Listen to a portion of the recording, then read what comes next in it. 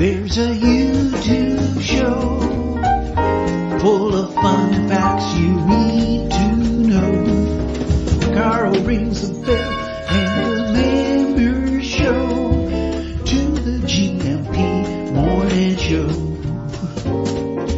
Featured guests will come and they will blow your mind. The audience will do so in kind. The little vanity mixed with some insanity on the morning show with GMP. Good morning, Portugal, and I'd like to welcome you to another fantastic day. Hey, Gumpers.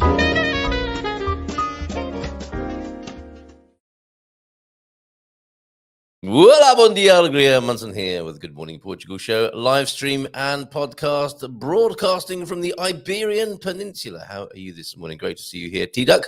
Hey, one of the three wise men is missing this morning. Hope Coach Turner's okay. Ordinarily, we might see Coach Turner lined up in his full glory alongside the magnificence of T-Duck and James. Just seeing you, T-Duck and James this morning. Let's see if we can rouse Coach Turner for a God Squad tip of the day. We've also got Capricorn Chris here. Chris, I did ask you last time I saw your name on the screen in this environment if you've got any video for us. So do send us a video clip, Portugal related, ideally, rather than Brexit, mate. So yeah, any footage you've got, Chris, please do send that in. We'd love to spin that on the breakfast show here. Andy Klein, great video maker as well. And Andy, of course, has offered to make a course for creating video using your mobile device, which will be a gift to the community at GMP VIP HQ. So thank you very much for that offer, Andy. Really looking forward to that. Francis is in as well. Matty is here too. Matty, perhaps you could call in this morning and we could go through your situation of buying a home here in Portugal. You are mid-process. It'd be lovely to talk to you about that. If not on the screen, then certainly why not update us this morning further to your weather report from Pombal. Pombal Soleira, boa quarta-feira, says Matty with the Bom dia alegria todos de Pombal. And in the Algarve. Oh, we'll go to the Algarve with a picture in just a moment. Do send those Easter pictures in. We're getting ready for Easter here in Portugal. Feliz Páscoa. The kids were in the supermarket yesterday with Mrs. M. And they were standing in the queue, I hope behaving well and politely. I think they might have been because the lady in front, there must have been the lady in front of them in the queue, said, "Oh, children, let me buy you a Kinder Egg each." Complete stranger. She made a little Easter gesture and bought the kids a Kinder Egg each. How kind is that? Lovely. That's Easter taken seriously here in Portugal. If you have any pictures of Easter shaping up where you live in Portugal, then do please send them in to 913-590-303. Paul Richards also in. I'll show that Easter in Portimao in just a moment. But Paul Richards registering on the Algarve scale this morning. Sunny there. And yes, weather-wise, something's changed, hasn't it, with the weather? I noticed there is residual heat in the building. That's a bit of a milestone, isn't it, with the climate, with the weather, is when the day has been warm enough to warm up the bones, the stones of the house, and they radiate heat later into the evening. We've got to that point, I think. You'll see behind me those dots on the green screen coming in through the shutters. It's time to look at the weather again, I think, because we haven't been looking at the weather in the mornings for a long time now. So I think it's time to start doing that. I'm also minded to do that by John, who's in the UK at the moment, who says, you're in Northern Europe when you have a queue for the ice cream truck and it's 11 degrees centigrade. But Sonny, that was in York with some, look at that, farmhouse ice cream, probably made in an industrial estate on the outskirts of York, but still conjuring up a beautiful image of creamy Devon ice cream or Cornish ice cream there, even in the north of Portugal, 11 degrees. People in shorts, 11 degrees in Northern Europe, in the UK, they're fantastic. So back to you, Paul. How are you doing? What will you do in paradise today? How are things shaping up with your house? Oh, yes. And Paul, I don't think it's giving the game away, is it? If I let people know that tomorrow evening, the great debate returns for the Expats Portugal webinar tomorrow evening, 7:30. I imagine we'll go right up to the wire till 9 because there'll be a lot to talk about. There will be folks representing their part of Portugal. Paul is one of them. Paul with the bragging rights for the Algarve. He'll be bragging away from after 7:30 tomorrow. I'll have my white shirt and my bow tie on as referee for the 2023, which is the best region to live in mainland Portugal fight, basically. Jerry is quite competitive. He's current champion, and he's representing Central Portugal. Paul's coming in to represent the Algarve. Astrid will be covering the Alentejo. She has a beautiful home there. And Hank will be representing Porto in the north. And I think we've got Trevor, haven't we? Trevor and Shannon representing Lisbon, the capital, or that region, that area. So join us for that. We'll have a bit of fun with that. One of those 5 will be eliminated tomorrow evening. And then there'll be 2 semi-finals thereafter each month until we go through to July-ish, I think. But it'll be a lot of fun. Do join us from 7:30. What's this? My little niece asked me, why is his body so little? We're not still talking about Paul Richards, because I imagine he's not got a tiny body. Battling with the forces of Pastel de Natas and Sagres in the Algarve. It's difficult keeping a tiny body when you're an expat in Portugal, isn't it? But Colonel Sanders, that's his name, isn't it? Once seen can never be unseen. How about that? My little niece asked me, why is his body so little, Auntie? Yep, there you go. Had you ever thought that? Okay, we'll come away from the picture tape. We'll stay in the Algarve, I think, in a moment, because we've got a lovely video from Dougie, a 2-minute taster. We've also got a situation this morning, Houston. We've got Michael Heron scheduled to be with us. He's definitely Biberian, as we've discovered from time to time. He does pop hither and thither to Spain. Loves Spain, Spanish ancestors and relatives. And business, I think he does business in Spain. So he's way ahead of our curve here on being Biberian. However, he's got a power cut, an outage on his street at the moment. He sent me a message early this morning saying it's looking unlikely at this time that he'll join us. So that's a shame, but we'll keep an eye on that and see what happens. Somebody might want to step into his large and legendary boots this morning. If you do, just let me know, send me a message, and you can join me for Ask Anything About Portugal Wednesday in his place. Because you remember, there was a time when I fell off the screen. It wasn't an outage, it was some sort of technical difficulty. And he stepped right up to the plate, and it was almost a takeover, wasn't it?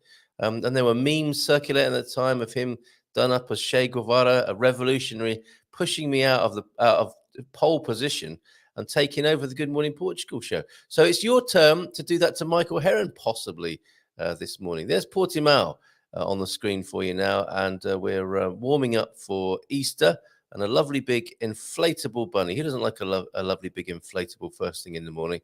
And what looks like is that a sort of Fabergé egg style recreation there on your screen in front of what looks like the town hall at Portimao? I don't know if it is or not, but a fine Portuguese building with... What are those roofs, those hipped roofs called? They've got a special name, haven't they, where they go up almost vertically and then a shallower incline to the apex. Is it a Hansard roof?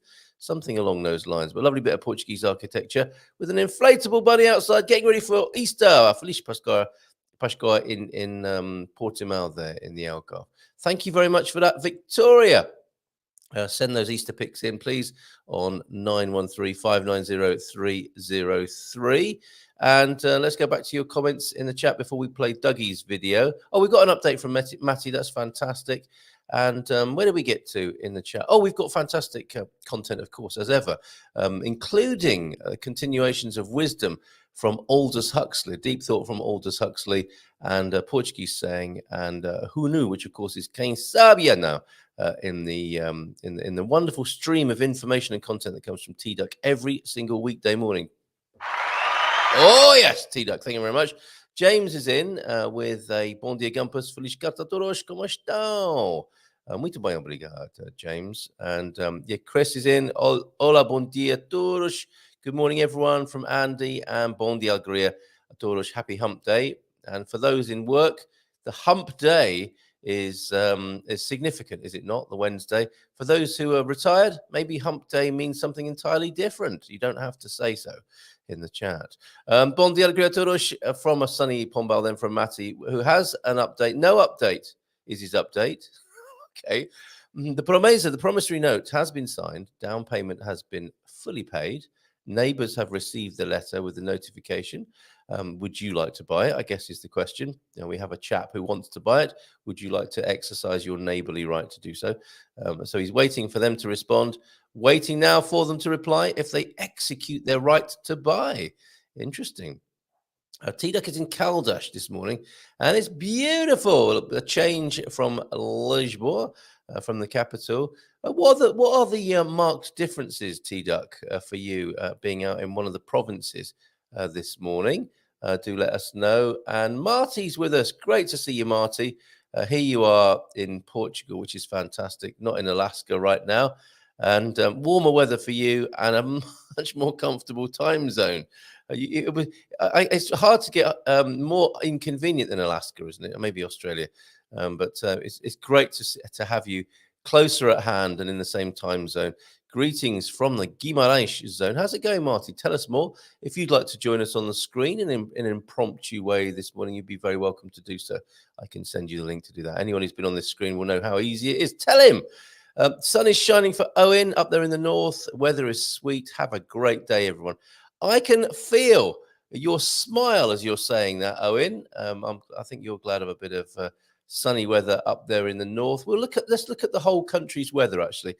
We'll start on the 5th of April here with our first weather report. Feels like of the year.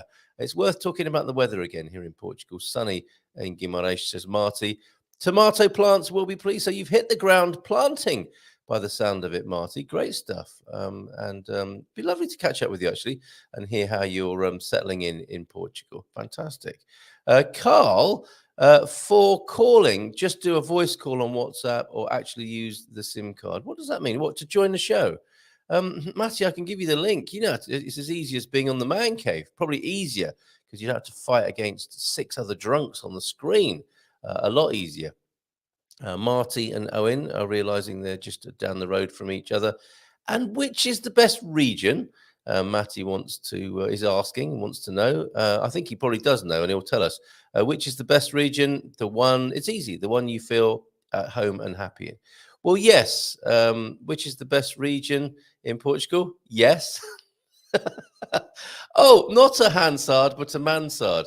Victoria, did you do some architectural or construction training? How is it that you know that? It's quite a specialist little niche to know that, isn't it? But thank you for that, for coming to my aid with a mansard, not a Hansard. The Hansard, I think, are the notes, are they not, of the workings, and I use the term loosely, of the House of Commons in the United Kingdom, a report on what the politicians have been up to. So mansard roof, let's take another look at that. There it is, a mansard roof. It's nice, isn't it? How it sits on top there. And how lovely. I wonder if those are apartments. Are you like me and you often look up into the sky, not in any, oh, Lord, why, oh, why kind of way, although perhaps you do that as well, and I do sometimes. But top floor, you might have a mansard roof like that, and you'll see those little dormer type windows, and you think that would make a fantastic apartment. And truth is, it's probably full of old Portuguese furniture and bin liners, isn't it? They may not be used. But there must be so many, and maybe the government could look at this and give people help to convert these attics into living accommodation. But I think loft and attic dwelling is not the thing it is in America, for example, as it could be here in Portugal. You see a lot of what look like empty spaces above shops, which you'd think, well, that could be used by somebody. We've got a housing crisis. Why isn't that in use? Why are the windows broken? Why are only pigeons living there? Mansard roof, there you go. Keep the Easter pictures coming in, please. 913-590-303. Oh, Bobby O'Reilly is in as well. How did he keep a straight face, I wonder? He'll be joining me on Friday, and we'll be bigging up that area on the south side of the water of the capital. Bobby O'Reilly and myself, big fans. I mean, he's really doing something about it. I've lived there and loved it, and I love to visit. But this man, Bobby O'Reilly, is really doing something for the south of the water there. And I've been throwing some names around for that area. Bobby referred to it as the South Bank, which is fair enough, isn't it? Sounds a little bit Parisian, a little bit London. In the Portuguese style, it could be the Sul Azul, could it not? The south of the water, and because it's surrounded by water, it's quite amazing. Right from the top there, Almada, right down to the Arabida National Park to Sesimbra. It's an incredible territory. And I think not as celebrated as much as it could be, but that's like so many things here in Portugal, isn't it? It could be the surpresa sul, the surprising south, or the sul escondido, the hidden south, sul escondido. So which of those do you like for the South Bank? We'll be talking about that on Friday, looking at some of the amenities you might not know about that Bobby O'Reilly knows well. Sul azul, surpresa sul, or sul escondido. And that is my Portuguese there that I am being inventive with. Whether or not I'm being correct and appropriate with my Portuguese is another matter. And if Antonio F is here, as he was last night, Antonio F was fantastic value last night. Me and Mrs. M were up late last night. No, not because of that. Because we were doing our Hello America, This is Portugal show. And we revealed we went into all our bills. We did part one of the cost of living, which included our rent, type of house we live in, the electricity, the gas, the internet, and the mobile phones. And we revealed all our costs. And it was a really interesting exercise with people telling us what they pay in the United States. Oh, my goodness.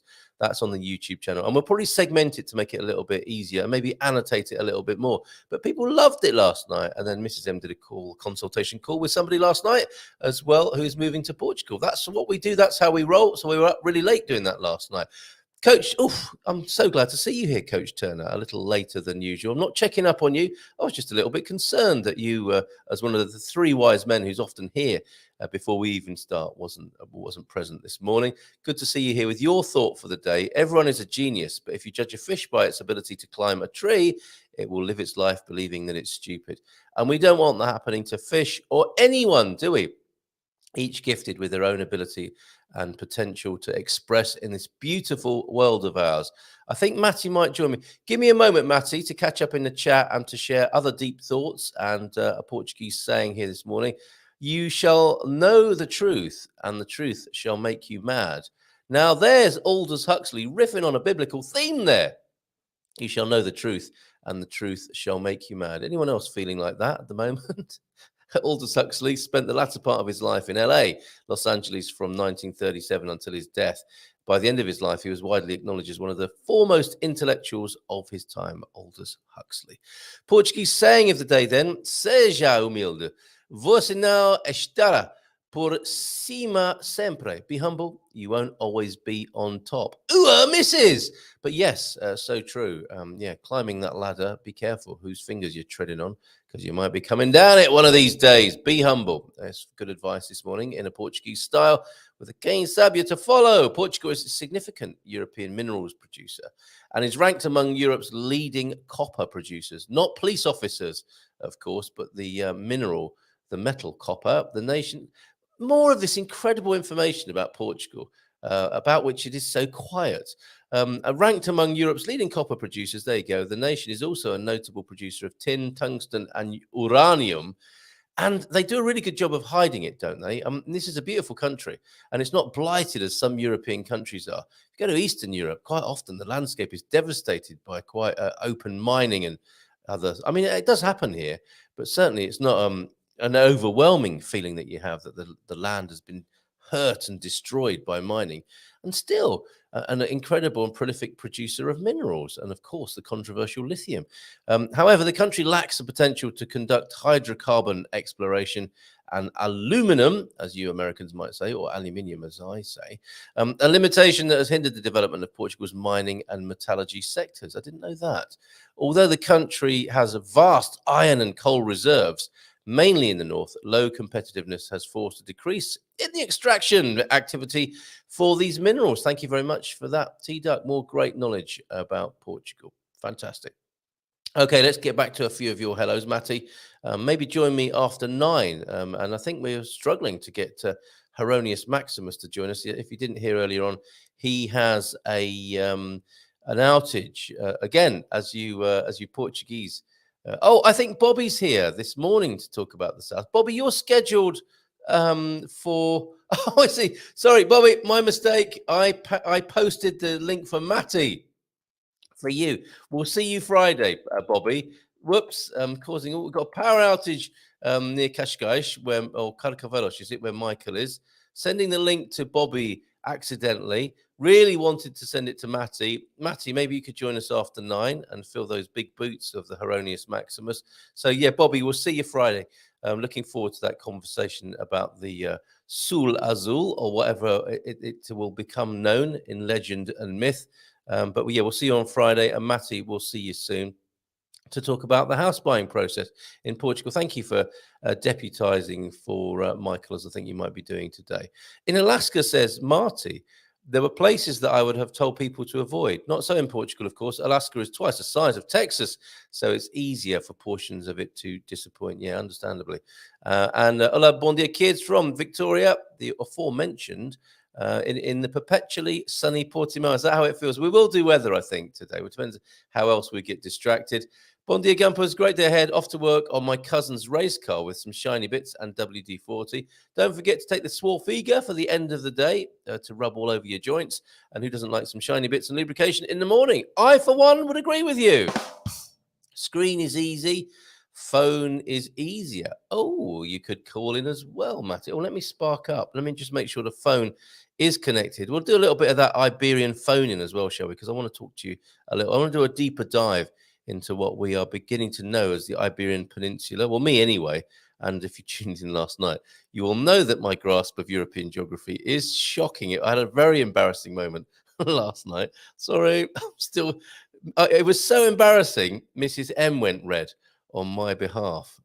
It was. That was a howler, which I'm not gonna share with you again this morning. You'll have to watch that. Architecture buff. That's how you knew about the mansard. Excellent stuff. A God Squad tip of the day from Ian. Thank you, Coach Turner. Still sitting on a chair. Then put your legs out straight in front of you. Shall I try this? Let's try this at home. Legs straight out in front of you and spread your legs out and back again 5 times than rest. Oh, Vicar, more tea. Repeat 3 times. Pro tip, hold on to the chair. Hold on to the chair, missus. I'm coming in. Bloody hell. Okay, the link has been sent to Matty. Yes, let me know how you get on with that. God Squad tip of the day. Are we going to get video? That is indeed the Kamala. This is the 3rd time I'm showing this picture. Who knew that an Easter picture would carry so much architectural glory too? That is indeed the Câmara Municipal in Portimao. Câmara Municipal Portimao for you there. Raquel, how are you? Good morning. Wonderful people. Lovely to see you here. And Sarah Taylor as well. Thank you, Raquel. Thank you, Sarah. Bon dia. Gorgeous sunny day. I think people are enjoying the weather changing. So we will do a weather report from all over Portugal. We've got that video to play from Dougie in just a moment. I'll sip the rest of me cooling tea. Why are some foods so much more than UK prices? For example, M&Ms or vodka. Good question. They're not foods, though, Darren. Those are treats. M&Ms and vodka. That's a Saturday night, isn't it? Rather than your staples. South of the river, down Setúbal way. Absolutely right, to Coach Turner. And Ilda Orique is with us. Look at this. Good morning from Chandler's Ford. Near my sister-in-law, brother-in-law, and the family over there. Hola, bon dia to you in Chandler's Ford. Matty, we'll be right with you after the Dougie clip in just a moment. 2 minutes of video. I know you don't like a long video. You've told me so. Bon dia, todos de Porto ensolarado. So it's a sunny Porto as well. And yes, Darren, food, using the term loosely. Let's go to Dougie now. Thank you, Doug, for this. How are you? Are you still in the country? Are you watching this morning? Oh, thank you very much indeed, Carl. And today, just a few shots from a very sunny Algarve. This is Corteira. You only get that glistening sea on a south-facing coast. It's just like little jewels floating about on a perfectly blue sea. When you wake up to a day like this in northern climes, you say to yourself, well, this is a perfect day just to be alive. Well, it's like this nearly every day on the Algarve. So living Well, that's what it's all about. The particularly fine summer weather has brought all the people out. Quite a lot of people enjoying the beach and the fine weather here in the south of Portugal. About a year ago, I stood on this very beach, and it was all but deserted, apart from the pescadores out in this bay. And of course, I spotted some dolphins that were quite prepared to eat all their fish, given half a chance. There you go. If the good Lord turns on his lamp, the people come out. Spring has sprung on the Algarve in all its glory. It really is a fantastic walk from Quarteira Beach to Vilamora. This is where you sort of start weaving your way down towards the marina at Vilamora. It's still kind of early days around here. It's sort of mid-afternoon to sort of scratching around tea time. And the place is just beginning to come alive. Oh, look. Some fish that aren't actually on somebody's plate. They're still swimming around, doing what they do. And in fact, that brings our 2-minute taster to an end. Back to you, Carl.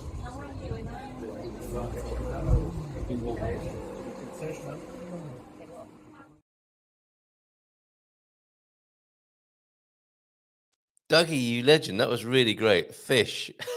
Not on a plate in Portugal. That is indeed an unusual sight. Let's bring him onto the screen to talk about his recent home buying experience. It's Matty in Pombal.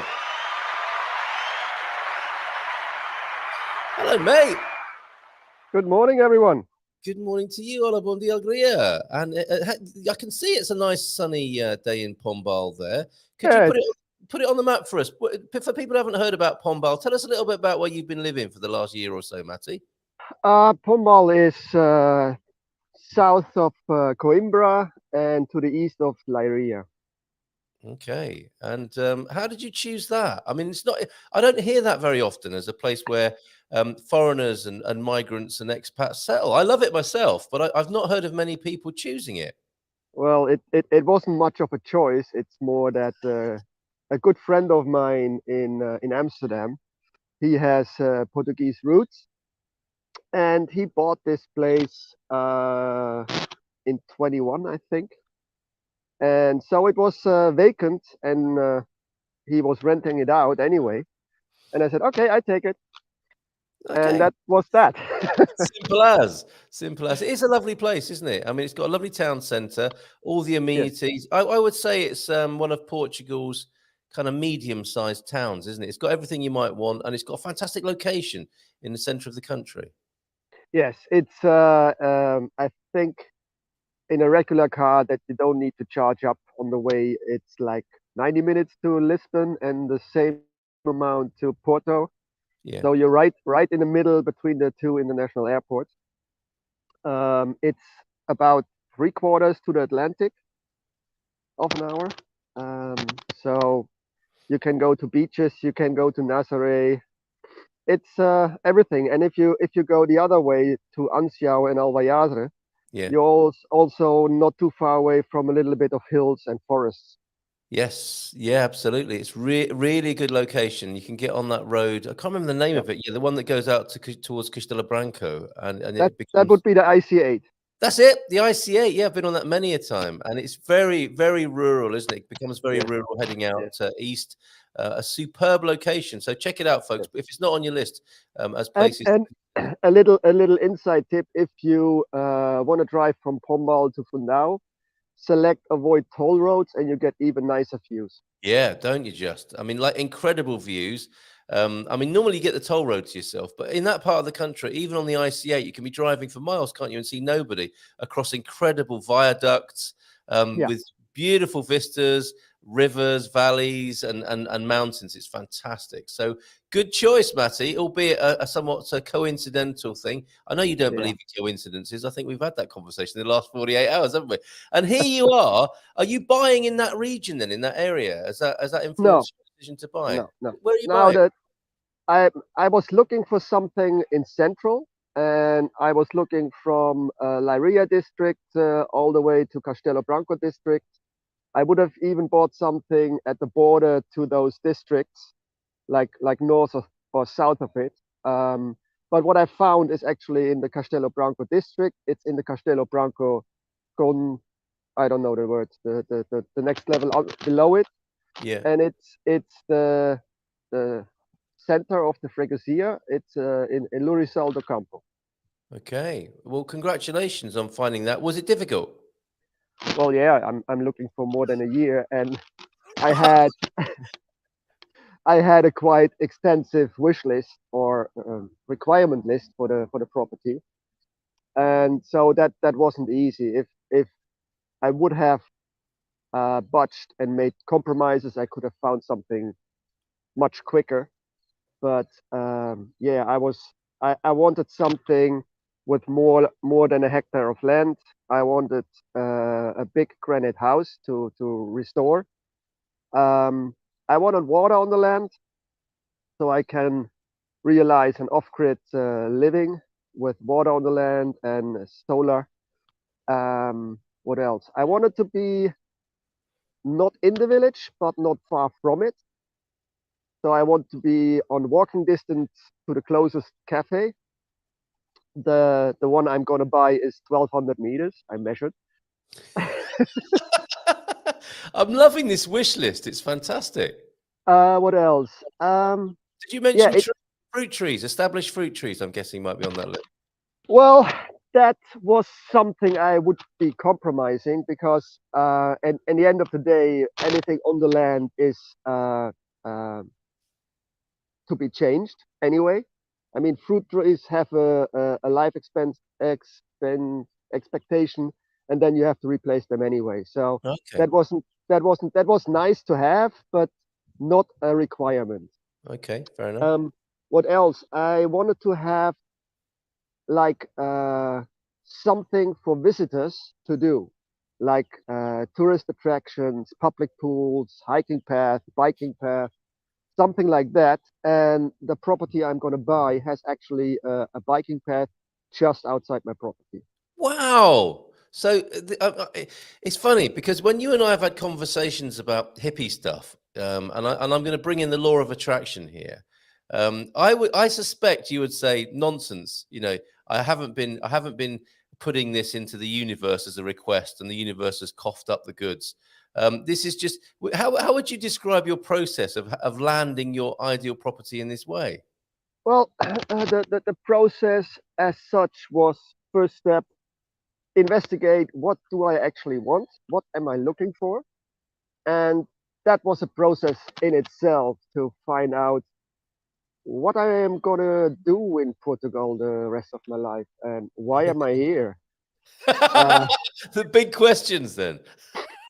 Yeah, I mean, yeah, the weather, the people, the food and drink is nice, but there needs to be more than just, waste your life with doing nothing. Eating pastel de natas all day, yeah. I can't, I can't eat them. Thank you for Oh, that. true. Yes, yes. Sorry. Okay, so you were deeply pondering then.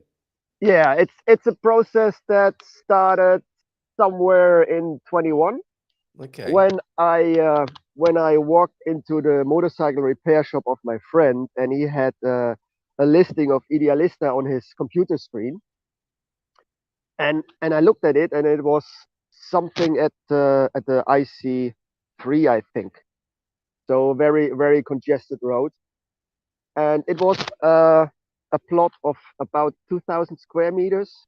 There was a barber shop that was rented out. It had 7 bedrooms, outside barbecue area, a garage, a covered outside area where I thought I could do like group lessons and training stuff. Yeah. And the asking price was 230,000 euros. And at that time I was like, wait a minute. If I sell my apartment in Amsterdam, I get more than that. So I can just pay it and live there and have not to pay rent or mortgage. So that was the moment when my journey to Portugal actually started. because before that, my goal was to move to Curacao, a Dutch colony in the Caribbean, or former colony, now Yeah. the part of the Dutch kingdom.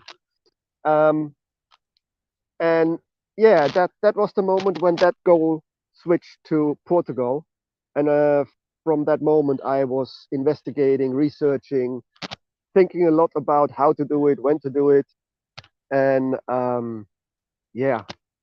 Amazing, but you didn't buy the barber shop. You've ended up buying something else now. Oh, now before we go more into the process of buying property, which I'm sure will be interesting to many people here, the project. I want to learn a bit more about the project because you are, of course, trained in pain management, and it's been your dream, hasn't it, to launch that particular type of pain management in Portugal and to run courses. And this is what you're talking about when people come to visit you in this residential centre. You'll be offering pain management and training people in how to do the same? Yeah, well, what I when I studied, always wanted to be a martial artist and defend the weak and suppressed from the bullies, and like in all those movies when you watch them as a little boy, that's the idea you easily get. And during my time when I was training that martial art, I once went to a training with a terrible headache, and I told my instructor, today I don't want to do any partner exercise because I'm already on the limit, and I'm afraid if somebody hit me the wrong way, that's going to escalate really quick. So, I think I know what you mean. Yes. I said to him, let me just stand there in the corner and just do the forms we have for practicing the technique. And he said, okay, go what you want to do. And so he started the lessons and divided the group into smaller groups with exercises. And when he was done, he came back and said, Matthias, sit down. And I looked at him quite angry. I said, what do you want? I said, leave me alone. Go away. And he said, shut up, sit down. And then he did That's the something. boss. Yeah, well, the martial arts are very structural. So if the trainer says something, you ought to follow. Yeah. If not, it hurts. Um, um, so he did a very early version of what I later learned, and my headache was gone like turning off the light in your living room. Incredible. It was like that. It wasn't like a little bit less. It was just gone. I couldn't feel it if I wanted to. So from that moment, I turned around and said, first of all, what the fuck did you do, and how can I learn it? Whoops. Matty, can you pull your microphone away from your zip a little bit? We're getting a little bit of friction this morning. Okay, And not like the this. good kind. I think so, yeah. Yeah, let's see how this works. Okay. So from that, the journey started, and not going in too much detail, but I am now currently not, but I was till 31st of December. I was a certified Liebscher and Bracht pain therapist, Okay. and that's a very specific pain therapy that is widely known in Germany, as it has been on national TV for I think 5-6 times already. So people know it, and some health insurers do pay for the treatment. So yeah, that's what I want to do, and my goal is with my property to be able to offer for people that have a person in their family that suffers from pain, and that can be anything, like migraines that come and go, back pain, hips, knee, elbow, whatever. If you have pain and you don't know what to do, come to me or see a Liebscher and Bracht therapist, and most likely it will help you.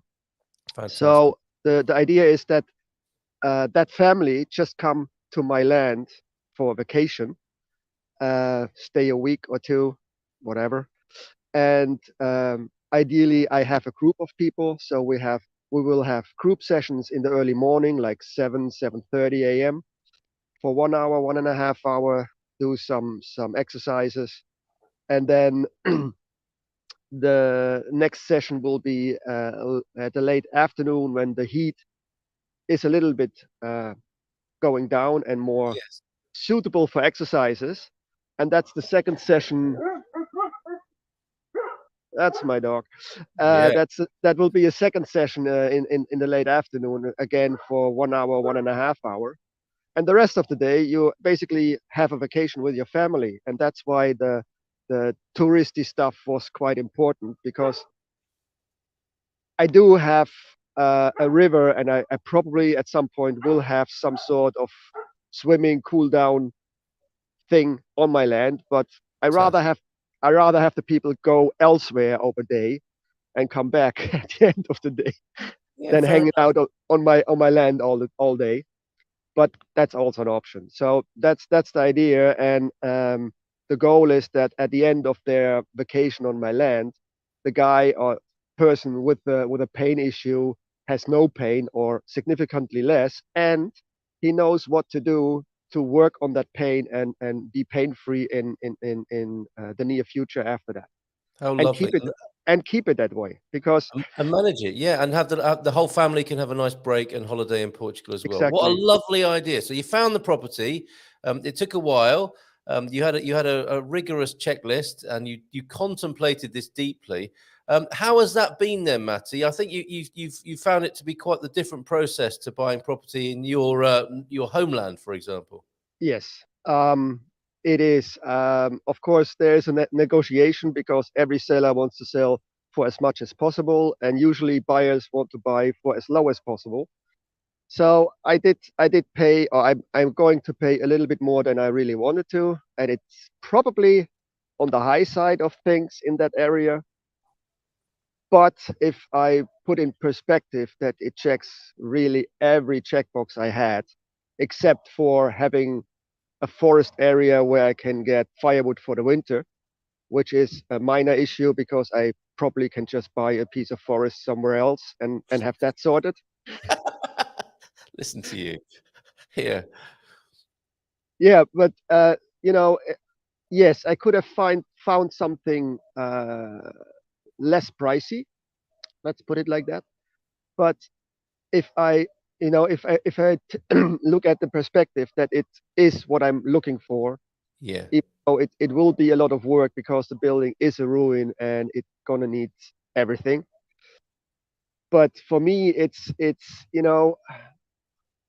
what price you put on building your dream. Well, yeah, and you've answered the question now, haven't you? What am I going to do for the rest of my life? Sounds like you're going to be renovating this property and creating an incredible venue and livelihood for yourself there. That's the idea, and I'm gonna do that till I close my eyes for the last time. So Oh wow, that's so poetic and beautiful, and laid to rest on your own land. There, what a wonderful vision! And in the yeah, meantime, helping people with their pain, giving families a chance to spend a beautiful holiday with somebody perhaps who's struggling in their family. They can come, they can get their pain management, their pain relief, and the yeah, whole family can have an amazing time. So you signed the promissory, you made the offer, and where we're at the moment is the neighbours have the chance to buy the property. Do they have to buy it at the same price you negotiated? yes. Okay, all right. So you've set the bar quite high. That's one of the advantages of paying a little bit more than, or offering a little bit more. Well, yes. It's also for me. It's a place to build my dream, and for them, it's probably just an extension of their rural land. And I think the if you look at the price per square meter, I pay like 10 times at what rural land is worth. Right. So I don't think they're gonna execute that right. But I still have to wait for them to say yes or no. And I had a chat with a real estate agent last week, and he said, "Yeah, I can tell you how much time it's going to take. It can be 2 weeks, it can be a month, but we have to wait for that." And we did already calculate that in with the date that's in the promissory for the final deed, which is the 31st of May.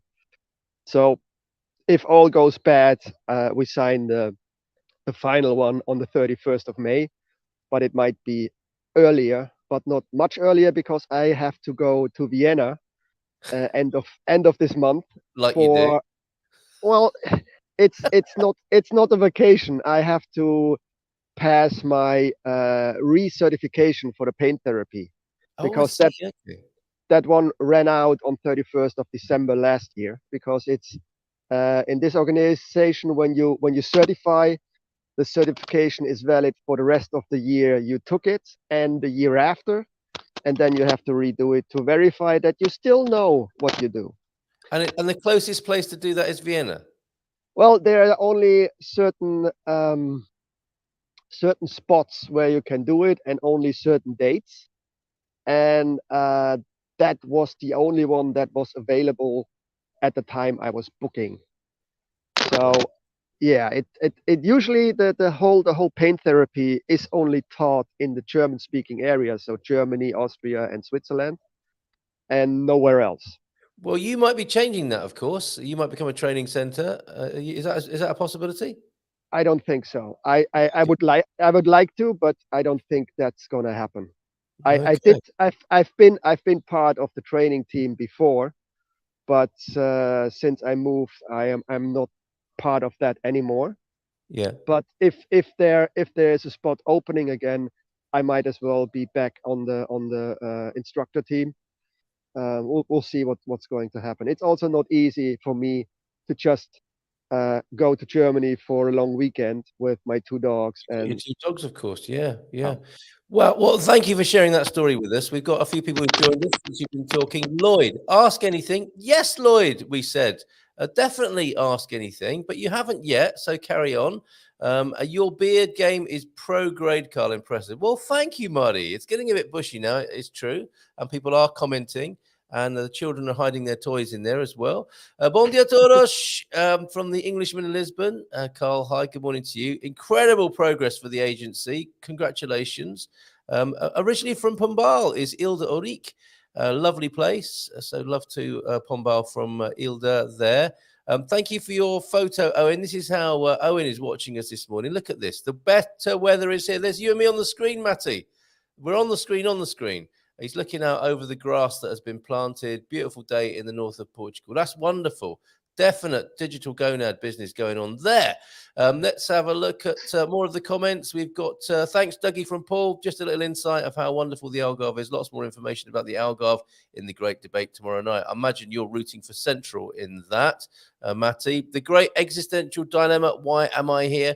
Matty has begun to answer that. He's here to create his life's work, by the sound of it. And Nikki, bon dia, you lucky people living in beautiful Portugal. Good morning to you, Nikki. It is pretty special, Matty.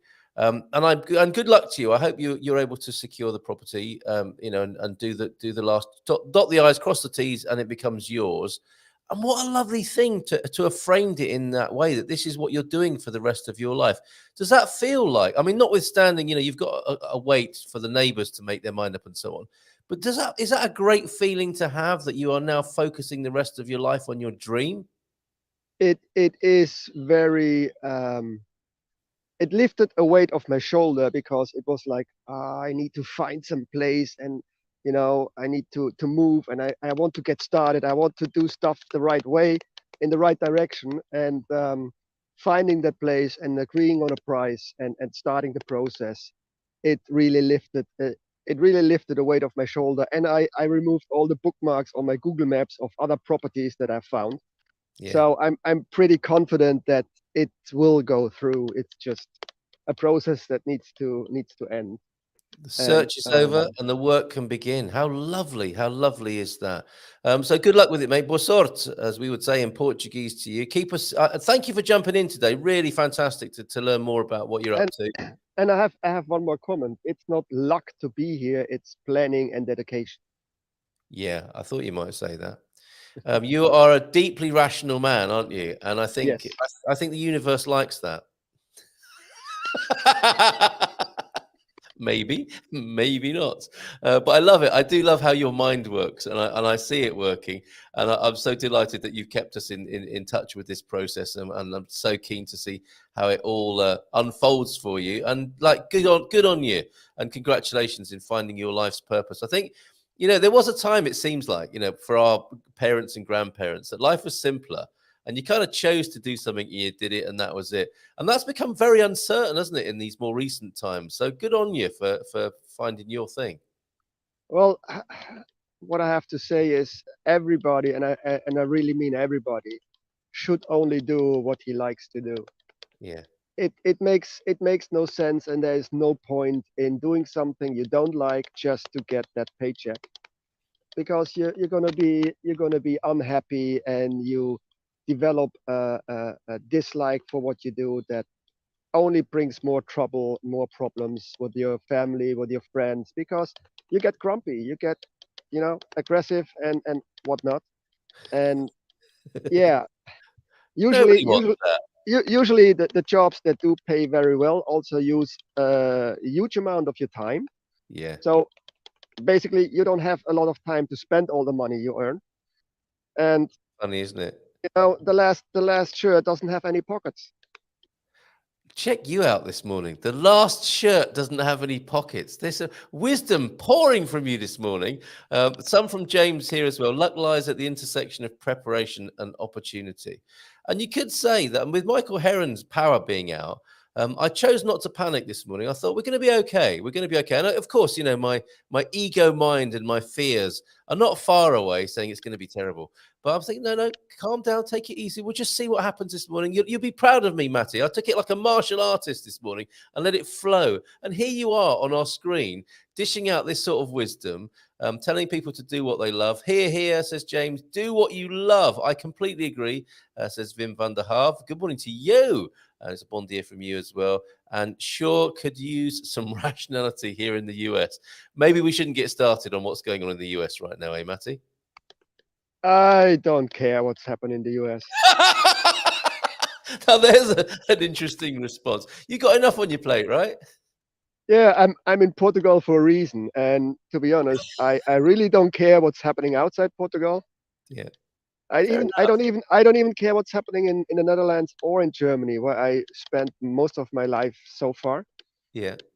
It's I chose to be here, and this is where I want to be. This is where I put interest in, and the places I left for a reason, and I don't care what's happening there.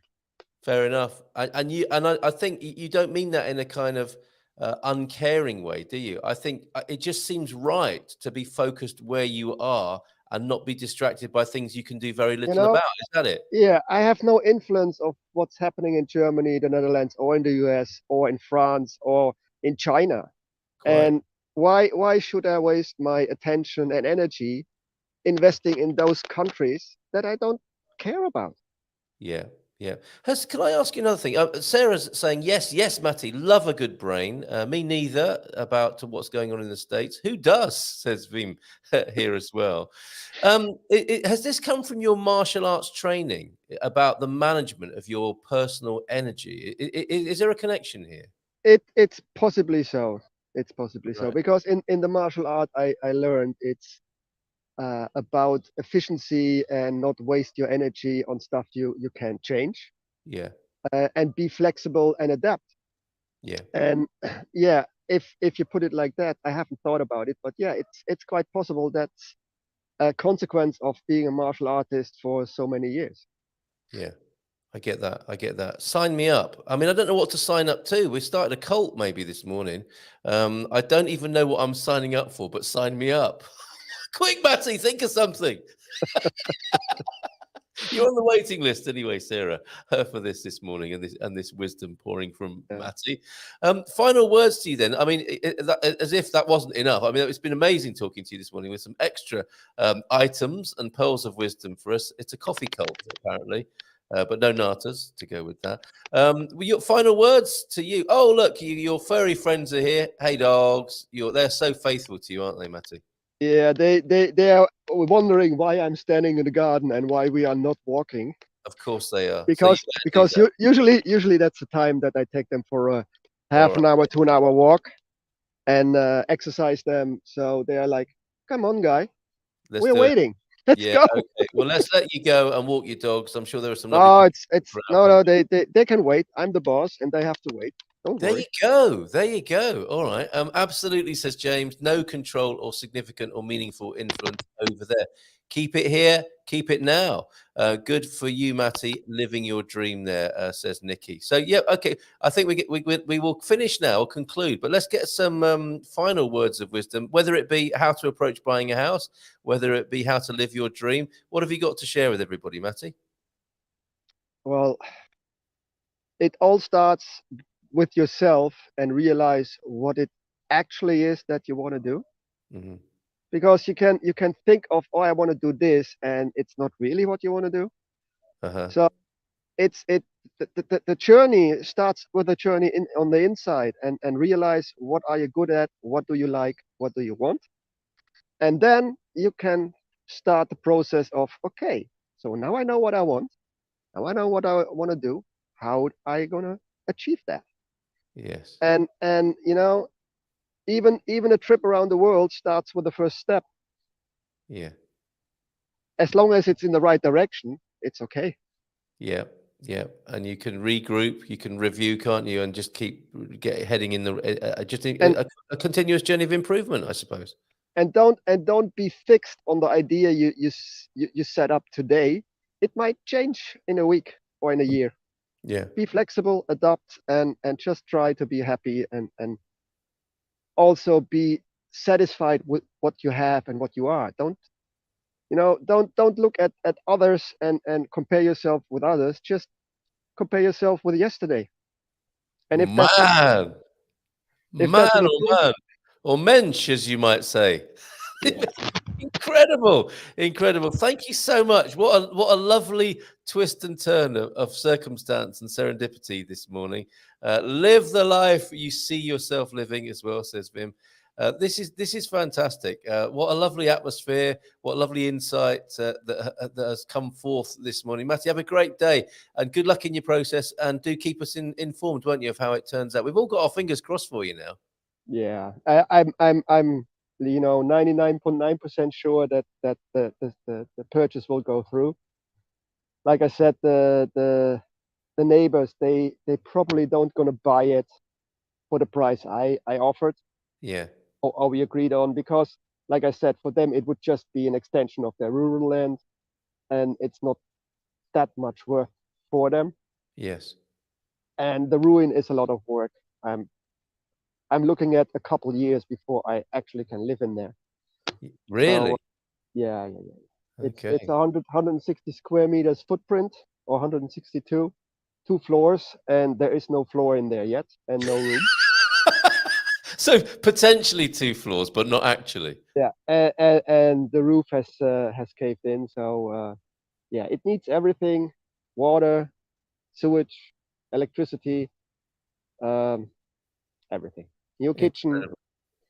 So yeah, I have a plan for that, because my goal is to move out of the house here in Pombal as soon as possible. Yeah. But since the house that I'm going to buy is not livable and won't be in the near future, I decided to buy what they call in Portugal a mobile home. Yes. One of those bigger ones that have 2 or 3 bedrooms, a kitchen, bathroom, toilet. Jacuzzi, yeah.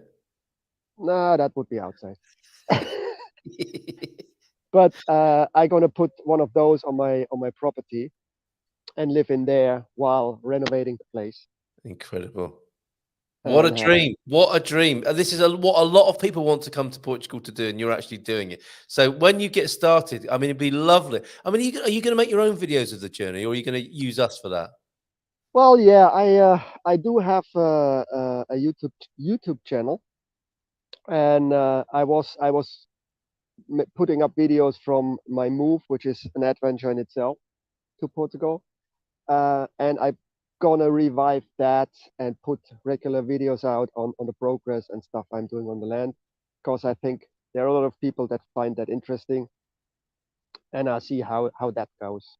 Terrific. Well, if all else fails, just check in. We'll have a Matty moment every month, and we can keep up with your progress. I'd love to see how it's all shaping up here, and I'm sure other people would too have been inspired by what you said. Live the life you love and love the life you live. Great to see you, Matty, says Francis, who's in South Africa this morning. He was listening so intently, he forgot to type anything. Smash that like button, everybody. And yeah, do what you love, says Victoria as well. And for the mobile home, that will make a great chicken coop afterwards. No. My plan, and I have to check with the camera of if that's allowed or possible. But my plan is to use that mobile home that I'm going to live the next year, a couple of years, as a guest house, and Yeah, probably buy another 9 and put on the property for guests. oh my goodness, it's a big plan, everybody. Where can people see this? Well, what is the name of your channel, Matty?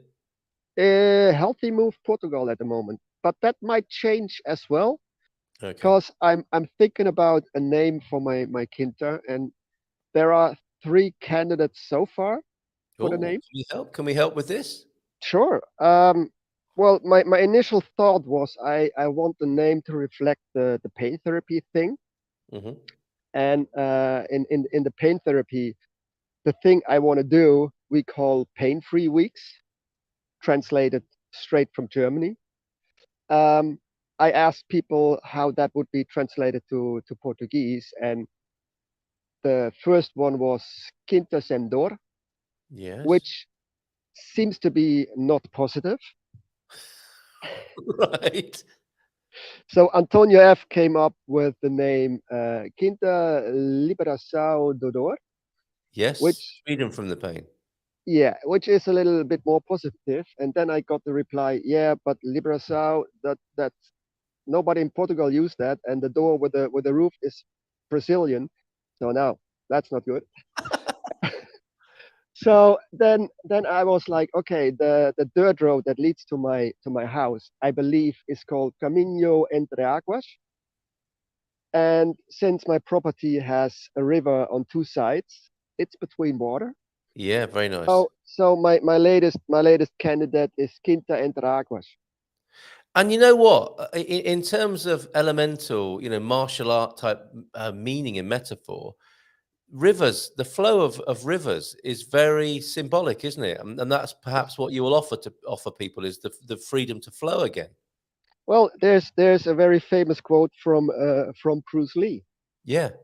Be like water, my friend. If you Be put like water in a cup, it becomes the cup. Yes. If you put water in a can, it becomes the can. Be like Yes. water, my friend. There you go. We like it. Yes, to Quinta entre Águas. How about that? So validation from the Gumper community this morning. And Sarah, put your YouTube channel up there, Healthy Move Portugal 7461. I'm not sure what the significance of the numbers is, but that's how people can subscribe. And if the name changes, there'll still be subscribers, of course, won't they? Yeah, I probably gonna rename it then Quinta entre Águas, if that's the name I'm gonna choose. Chances are very high because I like that the road to my house has the name of my house. Yeah, quite a luxury. I love it. It's beautiful. The Quinta between the waters, between the rivers, is a beautiful symbol, and it lends itself to a nice little logo as well, doesn't it? The place where the waters flow and people flow again as well with their energy and free from pain. Matty, it's been so fantastic talking to you. Thanks, mate. Imagine your dogs would like a little wander. We're going to have a look at the weather now. Well, one is patrolling the area and see if there any cats are intruding. Yes, of course. Well trained. Look at that. That's instinct. That's not training. I'm still hoping he doesn't catch one. Me too. We all are this morning. We don't want to see that live on the camera, frankly. I'll have to cut away to the weather if that happens. Matty, well, the other one is firmly between my legs. You beauty, German Shepherd. There you Yes. go. All near from Sarah as well. And Entre dos Águas is a song by Paco de Lucia as well. So there you go, another validation between the waters there. Matty, have a great day. I have to ask the guy if I can use it as a theme song on my YouTube channel then. You'll have to ask his estate now, I think. But yes, absolutely. I'm sure T-Duck can help with that. Mate, have a great day. What a lovely moment we had with you this morning. So thank you so much for stepping in bravely and so wisely as you have. Take great care. Have a good day. Nice big round of applause from all the Gumpers for you. And Carl. Yes. And finally. Don't worry if somebody can't turn up like Mr. Heron today. Yeah. You have a community built that will step in at any time. Oh, you beauty. And the Heron is a sign. He's our power animal this morning. He was fishing elsewhere. So A different kind of waterman turned up for us this morning. A little note on the side. The martial art I was learning. The story goes that the person that invented it saw a fight between a heron and a fox, and that gave her the inspiration for the martial art. And you say there are no coincidences, Matty. I can't believe that. All There right, are mate. none. Abraços, beijinhos, see you, mate. Take care. Bye for Bye-bye. now. Good luck with what you're doing, or whatever, however you decode the luck. All of it to you, my friend. Bye for now. Take care. Thank you. Thank you. Gotcha. See you, mate. Bye bye. What a legend! What a legend! Fantastic. And he's right. I'm so grateful to this wonderful community. Isn't that fantastic that we have Michael Heron not able to come in and talk about his Biberianism? I mean, a big lover of Portugal and Spain, they're both. Not able to come because of a power cut. I asked Matt if he'd step in and tell us a story of his home. And we ended up not only hearing about the rational process of buying a home here in Portugal and all of that entails, but a little bit about his project and his life stream and his philosophy in life. Absolutely fantastic. Let's have a look at the weather then, as promised. The Portugal weather. This you can find at goodmorningportugal.com. I bought gmpvip.com as well yesterday. That brings you here at the moment. If I click on that link, there's nothing there right now. There will be the login to the GMP VIP network. Let me go back and make sure you can still see the weather. There we go. We're back at the weather now. And we haven't done this for such a long time. There will be cobwebs on here. There is the wonderful bit of software on there. Oh, it's refreshing again. I shouldn't have done that. Oh, look, it's taking ages to refresh. Oh, there we go. From Windy, if I zoom in on Portugal, we can take a look at the weather in Portugal by pressing the play button. I hope you can see this. We're Wednesday the 5th. We're around 10 o'clock, aren't we? If I press play, and you can have fun doing this at any time at goodmorningportugal.com on the weather tab. This is showing us, we'll discover here as this plays whether the promises of incredible hot weather for Easter are going to come true. So we're going into Friday the 7th, Good Friday. 21, not the 30 degrees that people have been talking about, or was it 30 Fahrenheit? I'm not sure. But it's rising. Saturday, I did see a flash of 27 during the day in Coimbra, which is often a hot spot. So it's possible. It may edge towards 30 in some parts of Portugal. It's looking warm anyway, isn't it? If the graphics, if I'm decoding the graphics correctly. I love this. I really love this little bit of technology here. Looking like it's going to get warmer as the week in the following week after Easter, I think possibly. So you can have some fun with that there at goodmorningportugal.com on the weather tab. We've also got Phil's wonderful weather station as well, the live feed in Obidos. Let's scroll down and have a look at the weather around in Fahrenheit for those who prefer it that way. Who are bilingual. Actually, no, you're probably not bilingual if you do it in Fahrenheit. You want your Fahrenheit, and it'll be a 75 high today in the capital, starting out at 55 and a sunny day. 16, that is in centigrade, and a high of 24. In Porto, 14 degrees currently with a clear sky. I'm seeing a lot of sun, apart from Braga. The north is a little bit cloudy, but Porto, the high will be 19 today, currently 14, started out at 13. Coimbra, 12 degrees, currently with a clear sky, a high of 25. That's not too bad, is it? And look at that differential. Cloudy day starting out at 8 and will rise to 25. Faro in the Algarve. Paul getting excited about that'll be one of the things I'm sure in his presentation tomorrow night as they battle it out, those 5 people from different parts of Portugal. The weather will certainly come into the Algarve's presentation with Paul. 15 degrees at the moment, clear sky, 20 the high. Not as warm as Central today, Paul. Braga is 15 at the moment with clouds, scattered clouds, 22 the high, started out at 9. Aveiro, 13 degrees at the moment, will rise to 19. The predicted high started out at 11. Beja, a high of 26 today, currently 13 and sunny. Castelo Branco, that we mentioned with Matty, 22 degrees the high, currently 14. Évora, 23 the high, 13 degrees at the moment with a clear sky. So sunny in Leiria as well, high of 23. Sunny in Santarém, clear sky at the moment, rising to 25. Viseu, 21 degrees. Other weather reports are available. Bragança, Guarda, Porto Alegre, Setúbal, Viana do Castelo, Villarreal, the Azores and Madeira, of course, the autonomous regions, where it's going to be, 17 the high in the Azores and 11 the high in Madeira. Request the weather in your region, because I think we're going to do weather much more frequently now. Now we've got the weather bragging rights back, and we tell the folks back home. So yeah, I think we'll start doing weather again. Quinta das Águas, yes, it is Quinta entre Águas. That is a good name, isn't it, for Matty's project? Bi-thermal, if you do centigrade and Fahrenheit. It's not that difficult once you know how, but I guess that's like anything in life. So let's, in the last little while of the show, this morning, let's check on your IBE-curiousness. Are you Biberian or not? It looks like Michael Heron won't be joining us, and he has had a power outage this morning. But that doesn't need to stop us talking about the Iberian Peninsula and learning a little bit more about it in the remaining minutes of the show. We'll do that after this.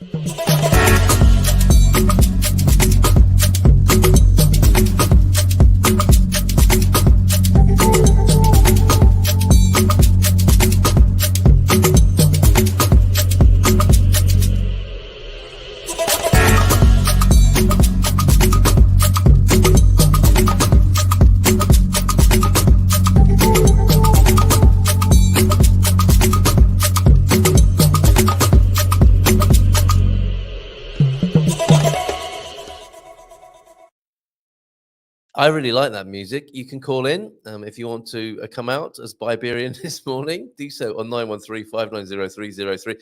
In the meantime, I'm going to tell you more about the Iberian Peninsula in a way that is much more exciting than Wikipedia, which is my first port of call. You know, after the first paragraph on Wikipedia, it can get a little bit, can't it? However, I will indulge Wikipedia for a moment. What an incredible gift to humanity that is, notwithstanding a few bits of scandal and question marks, but it's a work in progress, isn't it, Wikipedia? The Iberian Peninsula, also known as Iberia, is a peninsula in southwest Europe, defining the westernmost edge of Eurasia. It is divided between Peninsula Spain, continental Portugal, comprising most of the region, as well as Andorra, Gibraltar, and a small part of southern France, with an area of approximately 583,254.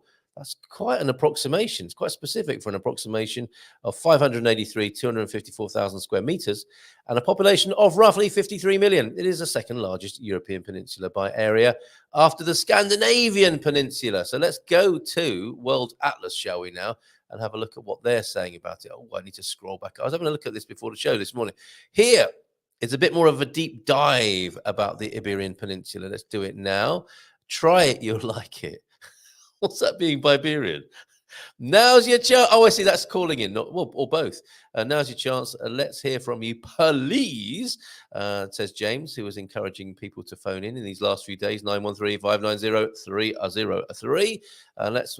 In the meantime, look at the Iberian Peninsula, a piece of land. A peninsula is a piece of land. In case you're wondering, but we're too afraid to ask, a peninsula is a piece of land almost surrounded by water and connected to the mainland on at least one side. Thus, it is a landform extending from a mainland into a water body, such as an ocean or sea. That perhaps is a little bit like Matty's New Quinta, isn't it? He sent me some pictures. Look what I saw walking to my exit on the property to walk the dog. So I think he sent me a picture of an Egyptian locust. Remind me, folks, the dad jokes and the Egyptian locust.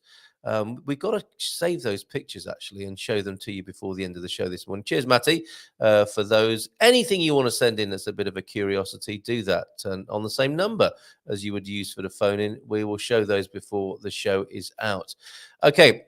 So now you know what a peninsula is. Let's find out what Europe is. Europe is one of the world's largest peninsulas, a peninsula itself, and the only one with a continental status. It is the world's fifth largest continent by area, covering approximately 9.9 million kilometers squared. Europe is made up of several other smaller peninsulas. However, the fourth largest peninsulas in Europe are Italian, Balkan, Iberian, and Scandinavian peninsulas. The Iberian Peninsula is the continent's second largest peninsula, as we found out from Wikipedia, after the Scandinavian. So there it is on the screen. Where is it? Right there, right where many of us are now. And you can see the relative sizes of Portugal and Spain, and that bit of France and Andorra, which are also included, and the Rock of Gibraltar, which we talked to Veronica about on Monday. So there it is, right there in front of you. And Madrid would be look like the sort of fulcrum, wouldn't it, of Iberia, the balance point, or the axle of the wheel of Iberia, you might say. The Iberian Peninsula is located on Europe's southwestern tip. It is part of the Southern Europe Peninsula, which comprises those three peninsulas mentioned before: Iberian, Balkan, and Italian. The Iberian is the westernmost peninsula of the three. The Iberian Peninsula's southern tip is separated. Who doesn't like a southern tip first thing in the morning? It is separated from the African continent by the narrow Strait of Gibraltar. And at the narrowest point, the peninsula is only 8 kilometers from Africa. That's good to know. Did you know that? 8 kilometers from Africa, then, our Iberian Peninsula here, specifically Morocco. Who's been on a ferry across there? You must be able to go from across the Straits of Gibraltar to Morocco on those 8 kilometers. That sounds like fun. Pete Bleach is my top suspect for having done that. The Iberian Peninsula covers approximately those 256 kilometers squared, accounting for about nearly 6% of Europe's total area. It extends from Punta de Tarifa on the extreme south to Punta de Estaça de Barış on the northern extremity. Who doesn't like a northern extremity first thing in the morning? From the west, the peninsula begins at Cabo de Roca and extends to Cap de Creush in the east. It forms an irregular octagonal shape resembling an ox hide. Ooh, would you recognize that? That's pushing it a little bit, isn't it? But there you go. The mythology and the symbology of the Iberian Peninsula. It resembles an ox hide. So here we are, the countries. Let's look at how they comprise the Iberian Peninsula, not the peninsula, whatever that is. Andorra, its capital is Andorra la Vella. It is only 181 square miles, and it has a population of 84,000. And it's 1% of the area of the Iberian Peninsula. France, that bit of France, part of the French department of the Pyrénées-Orientales. Capital of France, of course, is Paris. And that part of France that is part of the Iberian Peninsula is 208 square miles with a population of 12,000 French people at, again, 0.1% of the area of the total Iberian Peninsula. Gibraltar, with its population of around 29,500, 2.7 square miles, tiny, and less than 0.1%. And here we go. Here are the big hitters. Portugal, of course, and the capital, Lisbon, of course, 34,369 square miles. And that is 15.3% of the Iberian Peninsula. Mainland population, of course, Madeira and the Azores would not be part of the Iberian Peninsula. The Spanish islands, then, presumably, not either, in the same way that the Portuguese autonomous regions. I may stand corrected on that, but they're not really part of it, are they? Spain, then, the largest part of the Iberian Peninsula, 84.5% of it, with a population of 43,731,572, which is changing all the time. I wonder if its population is dropping in the same way that Portugal's is. And Spain, with its capital of Madrid, has 190,030 square miles. The Iberian Peninsula is separated from the rest of Europe by the Pyrenees mountain range, located between the France and Spain. Pyreneum, the bit in between, possibly. The peninsula is mainly occupied by Spain and Portugal. However, it also comprises Andorra, part of southern France, part of the French department of the Pyrénées-Orientales, and Gibraltar, the British Overseas Territory, the BOT for short. Spain's European continental territory is located entirely on the peninsula. Okay, it also occupies much of the landform, including the northwest, east, and central parts. Thank you, World Atlas, for this. Spain accounts for that 84.5% of the peninsula, and it is bordered to the northwest and west by Portugal, north by Andorra, and southern France, and south by Gibraltar. Portugal is the peninsula's largest country. What? How can that be if we've said that about Spain? The peninsula's largest country occupies 15.3% of the peninsula. It is bordered to the east and north by Spain. Andorra is located entirely on the Iberian Peninsula. It is the peninsula's smallest country. Well, make your mind up. Is it the largest country or the smallest country? Sorry, we've skipped on to Andorra now, which is the peninsula's smallest country. Fair enough, my mistake. France is represented on the peninsula by that Pyrénées-Orientales area and accounts for about only 1.1% of the total area. Gibraltar occupies only 7 square kilometers of the peninsula. So let's look at the origin of the name now. The name Iberian is often used to refer to Portugal and Spain.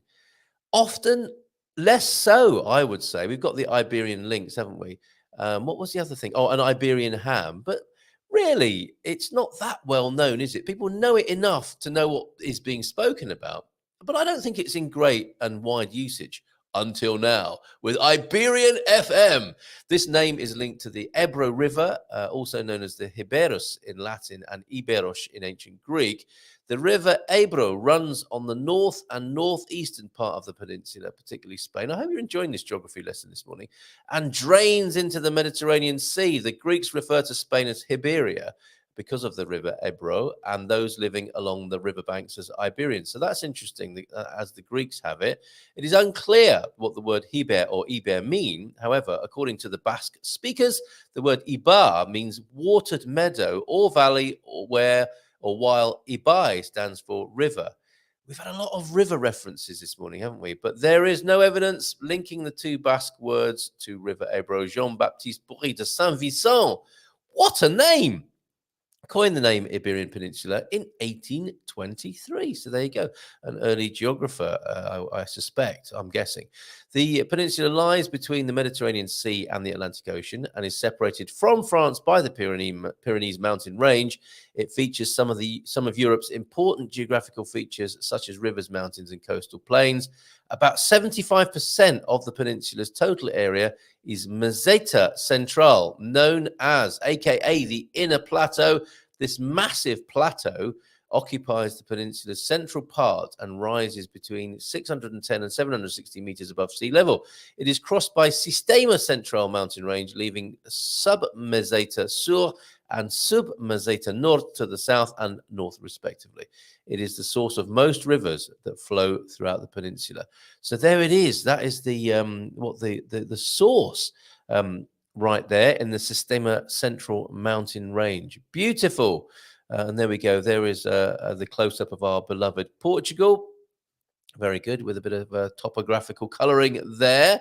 The Iberian Peninsula is largely mountainous, with several mountain systems. The Pyrenees mountain range is located at the border between Spain and France. Aneto, the highest mountain in the Pyrenees, is located in Spain. The Cantabrian Mountains stretch over 300 kilometers along the northern coast, with Torre de Cerrado as the highest peak on the peninsula's central part. The mountain systems include the Sistema Central and the Sistema Iberico. Other mountain systems. Have you climbed these? The Monch de Toledo, the Sierra Morena, and the Baetic system. Several rivers flow through the peninsula, including the Tagus. Oh, good morning to you, Mrs. M. And you've brought a dog with you. Jimmy Choo. Nice puppies. Would you like a coffee? Yes, please. I would love a coffee. Jimmy, did you hear dogs being mentioned? Come around the other side and people can see you. As a little bit of light relief from this deep geography lesson. Good morning, Jimmy. Several rivers run through the peninsula. So the rivers then that you may know, Tagus, Douro, Ebro, and the Guadiana. At 1,007 kilometers, the Tagus, here we have it in Portugal, is Iberia's longest river. It originates in Monte Universales and forms the border between Spain and Portugal. There you go. The Guadiana River also forms the border between the two countries, separating Andalusia and Extremadura in Spain from the Algarve and Alentejo in Portugal. The Iberian Peninsula also has a coastline of around 3,000 kilometers, 3,300 kilometers, of which 1,653 kms are on the Atlantic Ocean and 1,660 kilometers on the Mediterranean Sea. I hope this is helping you understand the Iberian Peninsula more. Climate is experienced in two main ways here. The oceanic climate, dominant along the Atlantic coast, of course, where I am, and characterized by cool summers and relatively even temperatures. The other climate is Mediterranean, of course, mostly in Spain, I suspect. Central Spain experiences a semi-arid climate, while the Sierra Nevada region experiences a desert climate. Not a desert climate. You'll need to be in Portugal for your desert climate. and all the wonderful eggy puddings we have here. Plants and animals. The Iberian Peninsula is one of the world's biodiversity hotspots. Did you know that? I didn't. However, the various regions within the peninsula are characterized by distinct flora and fauna. About 27% of Spain's total area is protected. It is home to about 9,000 vascular plants, not vascular de Gamo plants, vascular plants, of which about 25% are endemic. Wow. Plains, plateaus, and valleys across the peninsula host the semi-deciduous forests that are dominated by carob. We learned about carob and cork oaks, didn't we? Of which Portugal is a huge provider of such to the world. Holm oaks as well, and wild olive. Laurisilva rainforests are only restricted to the peninsula and contain the endemic Laurisilva species. Higher altitudes are dominated by the Pyrenean oak, juniper trees. Gin drinkers will appreciate that. And the Scots pine. Isn't that fantastic? And look, here are some red deer in the Luzão Mountains, where you'll see skipping about. 70,000 animal species are found on the Iberian Peninsula. I'm loving this guide, with invertebrates accounting for the largest proportion. Some of the native species include Pyrenean desman, whatever they are, shrew, and European hedgehog. Other species include the Eurasian beaver. I'm not going to even go there. Alpine marmot, the European rabbit, the Iberian lynx, the Italian wolf. Wow. And the Eurasian lynx. The peninsula is also a popular stopover for most migratory birds because it is Africa and Northern Europe's closest stopover. I'm not sure if we're going to go in. Yes, we are actually.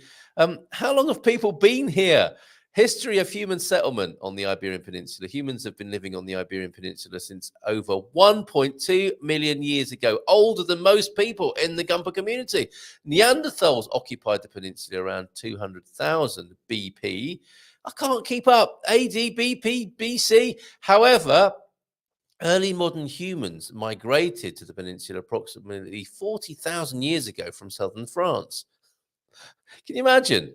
They put some pain, some vin, and some boursin in their knapsacks and headed south. The Roman army occupied the peninsula around 213 BC after successfully fighting the Carthaginians. However, it took Rome 200 years to defeat the Iberians. Yay to the Iberians and the Celts, and annexed the peninsula. Thereafter, Hispania province was established. The Romans occupied the Iberian Peninsula for 600 years. What did they ever do for us? The Germanic people, including the Vandals, the Suebi, the Alans, really? Was there a Germanic race, sub-race called the Alans? I can't wait to tell my father-in-law. Alan! So the Alans began settling. I've met a few of them. There are quite a few Alans on the Algarve still, aren't they? Yeah, they're British rather than German, though, I think. They settled on the peninsula around the 5th century. The Visigoths arrived much later and occupied the whole of the peninsula, expelling Visigoths coming over here, occupying the whole of the peninsula, expelling other tribes except the Suebi people, who perhaps they got on with. However, around 584, they took control of the Suebi kingdom. A change in the Suebi fortunes there, including Bracara, which is now known as Braga. In the early 8th century, Muslims led by Tariq ibn Ziyad conquered and occupied the peninsula. Humans, what are we like? Except for the northern kingdom, the Muslims named the peninsula Al-Andalus, meaning land of the Vandals. Wow. The Muslim population included Arabs, Muladi, and Berbers by the end of Muslim dominance on the peninsula around the end of the 15th century. This is great geography and history. The Iberian Peninsula had an estimated population of about 6.5 million people. So it's increased about tenfold nearly.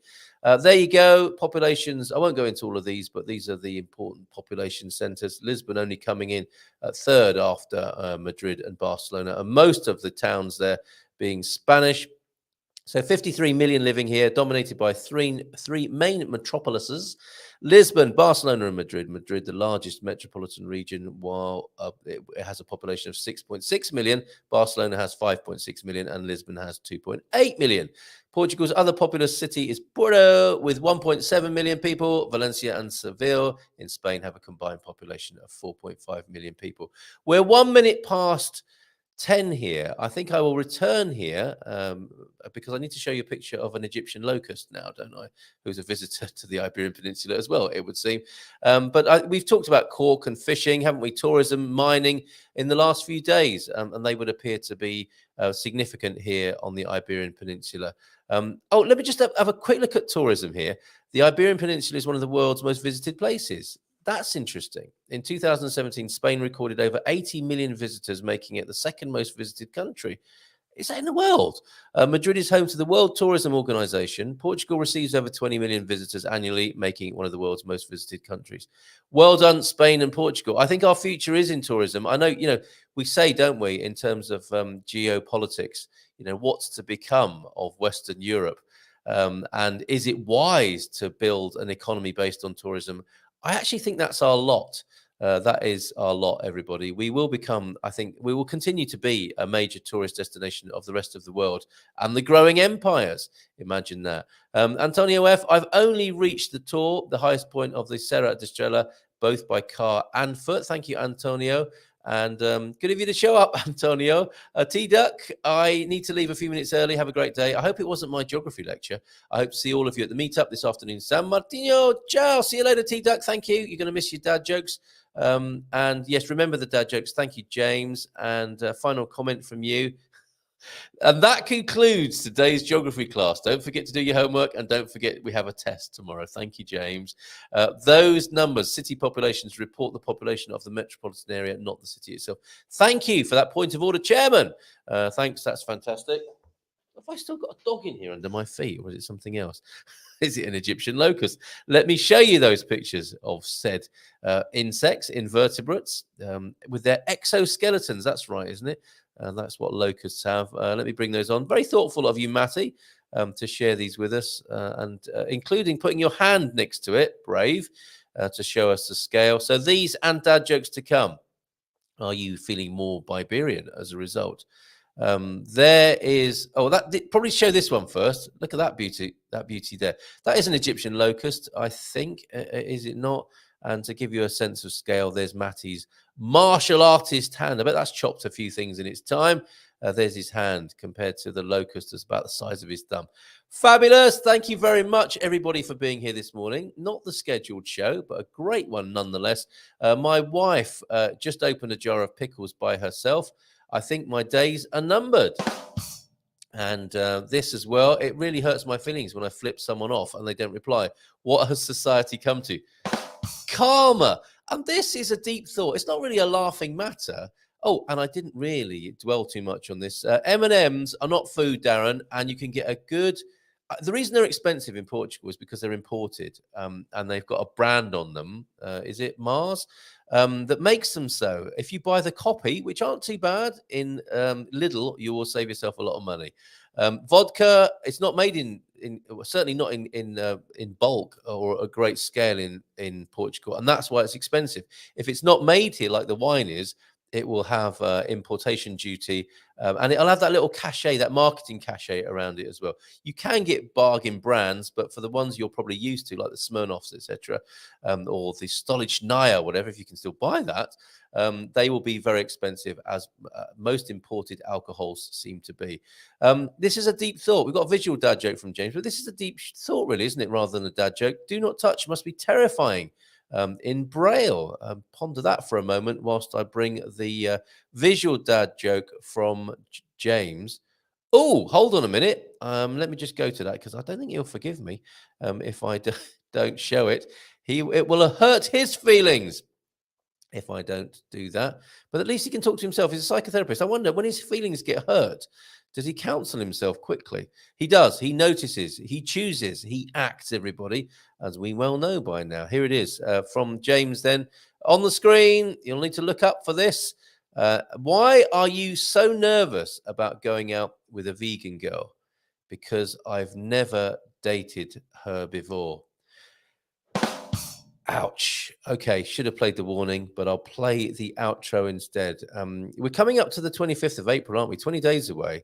Actually, that's what I'm going to do. I'm going to play this as we get ready for the Carnation Revolution 49th anniversary. I really like this. I think you might too.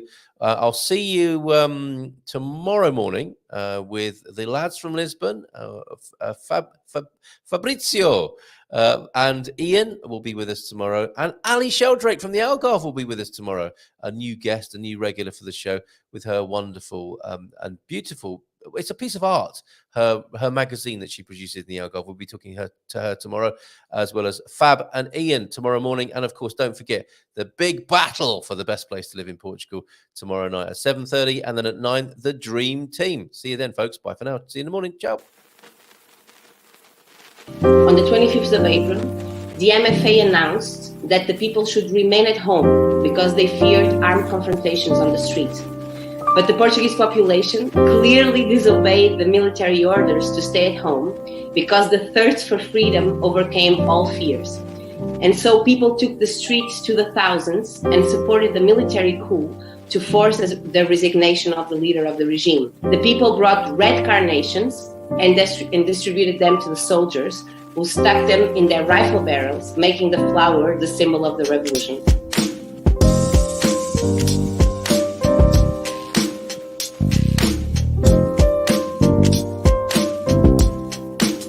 The revolutionary process of 74 and 75 was one of the liveliest experiences in Portuguese history. In 19 months, there were 2 failed coups, 6 provisional governments, the process of independence of the colonies, several mass strike waves, demonstrations, occupations of thousands of houses, a profound agricultural reform, occupations of land, the creation of workers' cooperatives, workers' councils, trade unions, neighborhood commissions, self-managed factories, businesses, offices, newspapers, and radios.